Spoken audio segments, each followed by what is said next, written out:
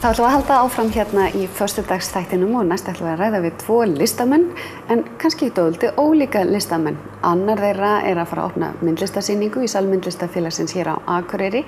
Hinn var að gefa út skáldsögu. Verið velkomnir, herramenn. Takk fyrir. Takk.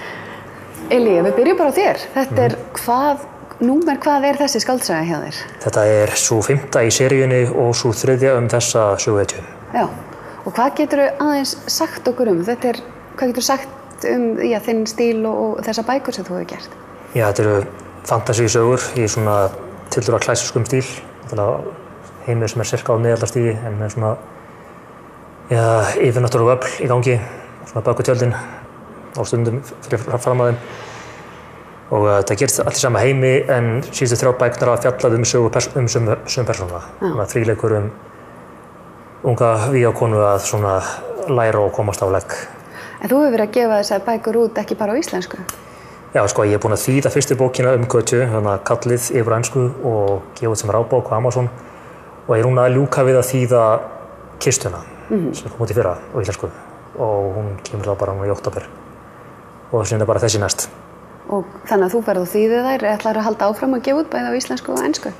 Ég komst að því voru að það vera að þýða eina bók og gefa eina út á íslensku og skrifa þá 3. á íslensku svolítið mikið vesen. Já. Þannig að ég tek alltaf hlé á íslensku eftir þessa. Og ætlar að einbeita þér að enskunni? Já, alltaf markaðurinn erlendis. Þannig að ég ætla að gefa út þennan 3 og síðan sjá hvað ég geri. Og hvernig gengur að markaðssetja og koma þér á framfæri sem höfundi frá Akureyri langt í burtu frá markaðnum? Já, alltaf erlendis ég að byrja á 0. En það eru margir að gera sama ég, en mér skilst að þetta sé að byrja ágætlega, bara miða við saman. Og svona, mér sagt að besti að markaðssetningin sé að gefa út fleiri bækur, þannig að ég að því. Ok. Og svo danskt forlag að íhuga Kallið. Þeir eru búin að lesa svona líst vel á og vilja bara sjá næstu bókina. Já. Þannig að það næsta verkefni. Spennandi. Haraldur Ingi, þú ert ekki beint að semja skáldsögur í ævintýraheimi eða hvað? Nei, ekki beint, en má nú segja að hluta til sé myndlist mín frásagnarlegs eðlis.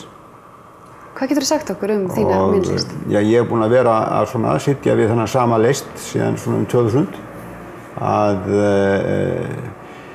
fást við framsetningu og efnistök í heimi sem kalla Kothead, sem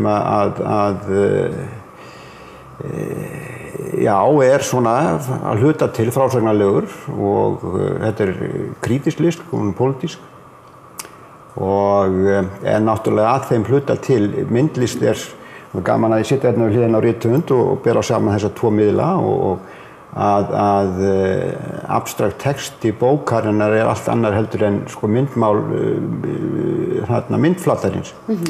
Og þó svo að mér liggi mikið á hjarta þá gerir ég mig grein fyrir því að glíman við myndmáli sjálft og tæknina og framsetninguna, hún það stór hluti að verkinu.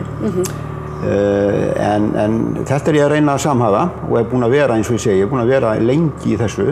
Þetta fyrsta hreina málverkasýningin sem ég með. Ég hef verið með skúlptúra og innsetningar í þessu. Ég kalla þetta, hún númer 11 þessi sýning, Kothead 11 heitir hún og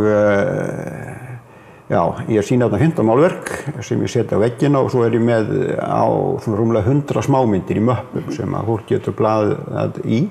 Þetta allt frá þessu ári og síðan þetta vinnustofusýning, þannig að ég verð að vinna, mæti bara snemma á morgnana og meðan ljós og skiltið úti þá opið og ég svo inni að vinna að öðrum verkefnum sem að ég með í farvatninu. Þú segist vera pólitískur í þínum verkum. Já. Hvernig myndirðu lýsa því sem að liggur þér mest á hjarta hvað varðar pólitíska hlið myndlistarinnar? Já, ég orðaði þannig að ég var í þessari sýningu að fjalla heimspeki rándýrsins. Það sé að græðgi, eigingirni og miskunnleysi sem ég tel að einkenni okkar vestrænu veröld afskaplega mikið og sé alls ekki veganesti sem við getum tekið með okkur inn í framtíðina. Því að við ætlum að sjá framtíð fyrir barnabörnin okkar, að þá verðum við að snúa þessari braut. Við verðum í raunverulega að gera það þveröfuga ef við eigum eiga möguleika. Við stöndum frammi fyrir það gríðarlega stórum verkefnum, mannkynið. Það eru loftslagsbreytingar, það ný iðnbylting í farvatninu.